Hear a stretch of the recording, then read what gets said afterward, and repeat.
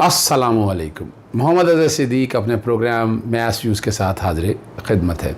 28 मार्च 2022 बरोज़ पीर शाम 7 बजे आप ये प्रोग्राम देख रहे होंगे। आज तहरीक अदम एतमाद बाकायदा असम्बली में, नेशनल असम्बली में पेश कर दी गई। स्पीकर असद कैसर तो मौजूद नहीं थे, डिप्टी स्पीकर कासिम सूरी साहब मौजूद थे और उन्होंने बाकायदा इसको इजाज़त देने के लिए कहा कि पेश की जाए तहरीक। शहबाज शरीफ ने यह तहरीक पेश की।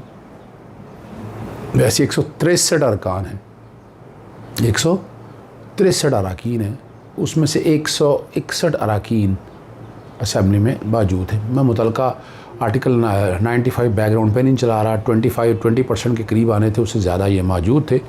और ये अब सारी चीज़ें आपको अब समझ आ जानी चाहिए। और फिर स्पीकर ने इसकी मज़ीद कार्रवाई जो है वो 31 मार्च तक मुलतवी कर दी है।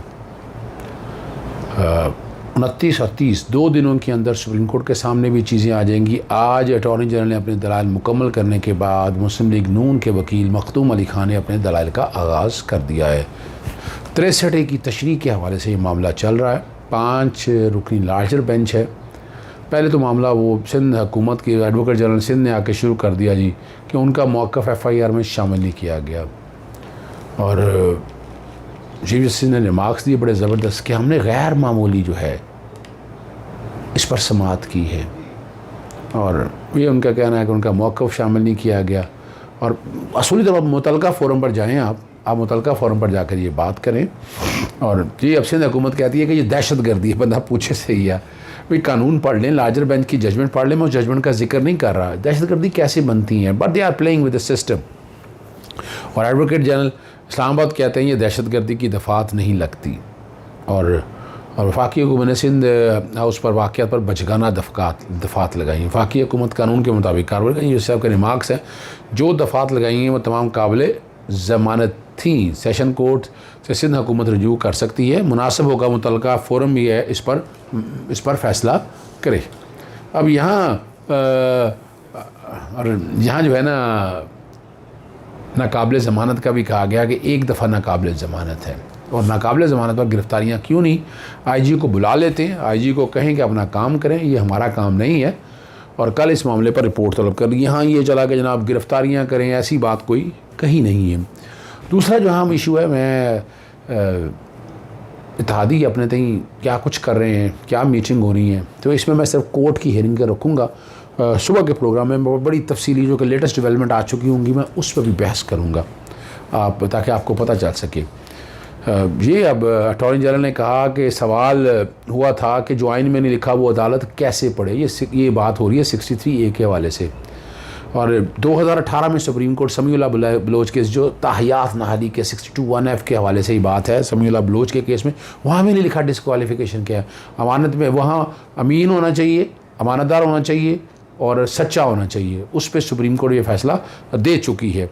और अदालत ने तारीख़ में अटॉर्नी जनरल ने यह भी कहा कि उन्होंने बाकायदा जो है कागज़ात नामजदगी के साथ बयान हल्फ़ी मांगा था। और कानून में बयान हल्फ़ी नहीं था, पर हुक्म दिया गया कि बयान हल्फ़ी दाखिल किया जाए और बयान हल्फ़ी के बगैर कागज़ात नामुकम्मल करार दिए गए।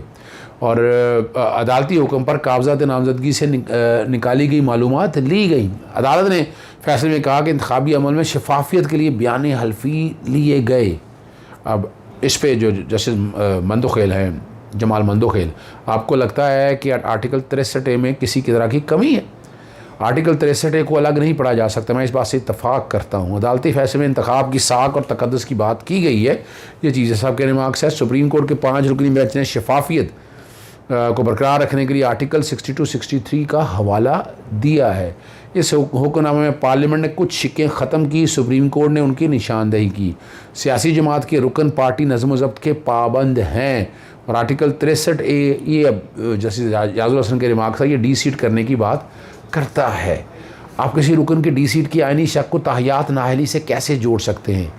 और वफादारी तब्दील करने पर मुख्तलिफ फ़ोरम मौजूद हैं। आर्टिकल 63A को ताहियात नाअहली से जोड़ना मफरूज़ा है। अब इस पर जो बात की है, बदनीति पर ताहियात नाअहली का इतलाक़ होता है। बात सही है कि आप जो कुछ भी कर रहे हैं, और मैंने इसकी वजाहत सुबह के प्रोग्राम में आपको दूंगा कि क्या वजह है कि क्यों बनती है। यही वो समझना है बात कि actually what is the real issue. और मैं इस पर बड़ी तफसीली बात कर चुका हूँ, स्पेसिस पे भी। मैं जो कि कोर्ट की प्रोसीडिंग में रहना हूँ, प्रोग्राम फिर ट्रैक से हट जाएगा। सवाल ये है कि ख़यानत क्या होती है, किसके ख़िलाफ़ हुई। जैसे जाजुल एहसन, पूरे अमल में 3 खिलाड़ी हैं अटॉर्नी जनरल, एक वोटर है, एक सियासी जमात है, और एक वो रुकन है जो मुंतखब होता है। पार्टी टिकट पर जीतने वाला रुकन वादा करता है कि वो सियासी जमात के मंशूर पर अमल करेगा। क्या मुस्तफ़ी होने पर कोई सज़ा है? जैसे जमात मंदोखेल ने कहा कोई मुस्तफ़ी नहीं हो रहा। यहाँ तो मसला ही कुछ और है, यही तो मसला है। मुस्तफ़ी हो जाए तो बात ख़त्म हो जाती है। अदालत के सामने सदारती रेफरेंस है, उसी हद तक रहें जैसे जमात मंदोखेल के रिमार्क्स थे इस हवाले से। क्या 63 के नतीजे में सीट खाली होना काफ़ी नहीं है? और यहाँ पर चीज़ें सब के बड़े अहम रिमार्क्स हैं। पार्टी पॉलिसी के खिलाफ वर्जी के नताइज भुगतना होंगे। 63A में लिखा है कि रुकनीत ख़त्म हो जाएगी। अब नाहली की मुद्दत का तयन करवाना चाहते हैं। आर्टिकल 62(1)(f) के लिए अदालती फ़ैसला ज़रूरी है। चीफ जस्टिस साहब के रिमार्क्स है। आर्टिकल 63A में नाहली 2 से 5 साल तक है। आर्टिकल 63A को 62(1)(f) के साथ कैसे जोड़ेंगे? जैसे जाजुल एहसन के रिमार्क्स हैं। क्या किसी फोरम पर रिश्वत लेना साबित किया जाना ज़रूरी नहीं? रिश्वत लेना साबित होने पर 62(1)(f) लग सकता है। ये बड़ी ज़बरदस्त बात की है उन्होंने। आर्टिकल 63A की खिलाफवर्जी पर कानूनी तौर पर बददियानती है, ब्रीच ऑफ ट्रस्ट है, क्रिमिनल ब्रीच ऑफ ट्रस्ट के हवाले से बात है। कोर्ट को सियासत में मत उलझाएं। जस्टिस मंदोखेल की अटॉर्नी जनरल को तंबीह की है, जब रुकन मुस्तफ़ी हो जाए तो डी-सीट हो जाएगा। सुप्रीम कोर्ट ने ताहियात नाहली को फ़ौक़ियत दी है। आर्टिकल 63 में 5 और 3 साल का मैं जिक्र कर चुका। मुख्तलिफ प्रोविजन है, बस बैकग्राउंड पर नहीं चला रहा है, वक्त ज़रा कम होगा। कानूनी बदनीति पर ताहियात नाहली मांग रहे हैं। जस्टिस चीफ जस्टिस साहब के रिमार्क्स हैं ये।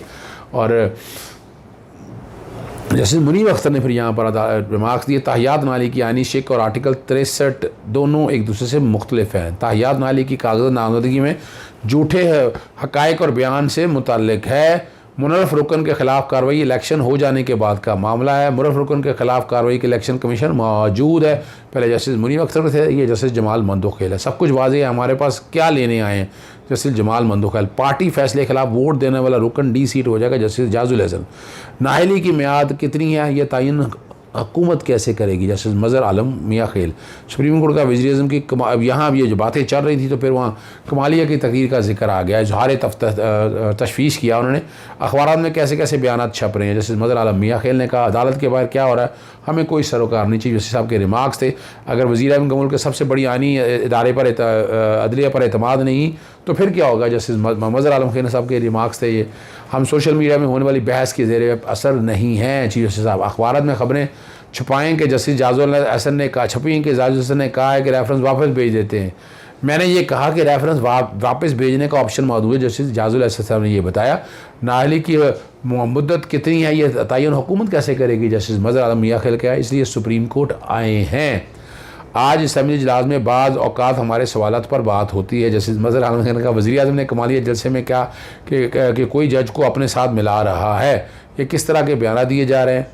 और ये बात एक साइड पे आ गई, लेकिन यहाँ हमारे यहाँ एक ख़ास क्लास ने बड़ा इस पर शोर डाला है। तायाद नाहली का इतलाक़ कागज़ात नामज़दगी में हक़ाइक़ छुपाने पर होता है। जस्टिस मुनीब अख्तर हैं। सज़ा मिसकंडक्ट की कार्रवाई के बगैर ताहियात नाहली कैसे कर देंगे? किसी भी वक्त हुकूमत तब्दील करने के लिए चंद अरकान का इधर से इधर होना जाना मजाक है। ये बड़े अहम रिमार्क्स हैं जस्टिस जाजुल एहसन के।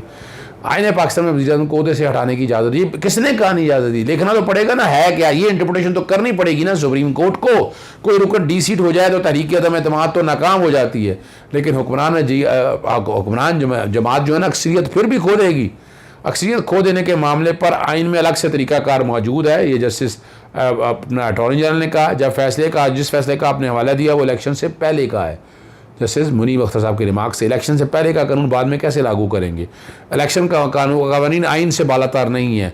पार्टी सरबराह डेक्लेरेशन दे दे तो इलेक्शन कमीशन को फैसला कर रहे हैं। जैसे जमाल मंदोखेल, और आपको पता है वज़ीर-ए-आज़म इमरान खान ने शोकास दिए हुए हैं, उनकी डेक्लेरेशन दे के ये काम आगे जा सकता है। कानून में तरीक़ाकार वज़ा कर दिया तो क्या चाहती हैं? हो सकता है किसी का सच में ज़मीर जाग गया हो। ये सुप्रीम कोर्ट की तरफ से ये रिमार्क बहरहाल हो सकता है, ये मजाकन भी आप समझ सकते हैं। इलेक्शन कमीशन का फैसला सुप्रीम कोर्ट में आएगा तो देखेंगे। और तरीक़ाकार से मुतालिक कोई सवाल रेफरेंस में नहीं पूछा। ये बड़ी ज़बरदस्त अटॉर्नी जनरल ने बताया कि हम क्या चाहते क्या हैं। सवाल नाअहली की मुद्दत और वोट शुमार होने का। बात आगे ना, मैंने आपको कहा था कि वोट शुमार होने पर बात होगी। नाअहली की मुद्दत का तयन किस बुनियाद पर का, और इस पर चीफ जस्टिस ने कहा कि तवक्को है कि आप अपने दलाइल मुकम्मल कर लेंगे। आज शायद मज़ीद सब वक्त दरकार हो अटॉर्नी जनरल।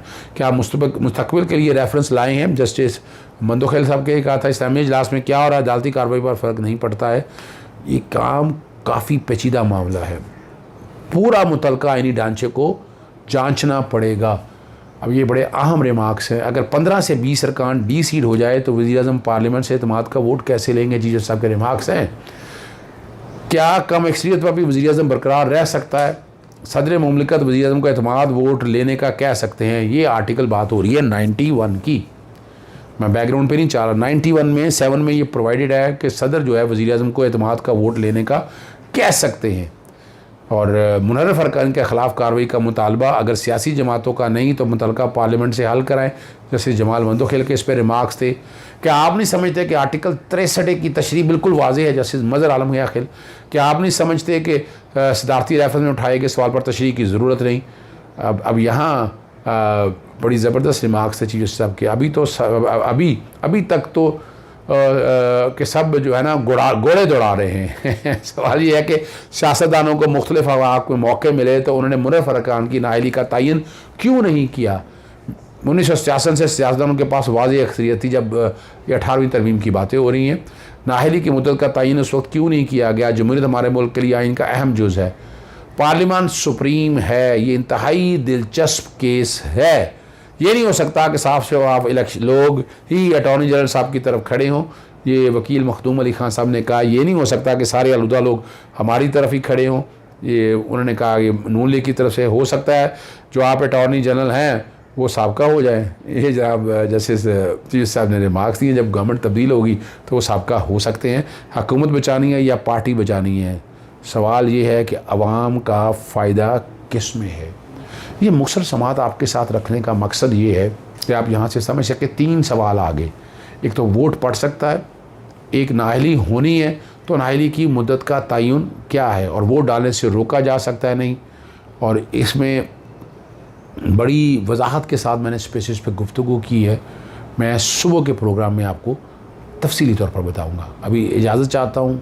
अस्सलाम वालेकुम, अल्लाह हाफ़िज़, पाकिस्तान जिंदाबाद।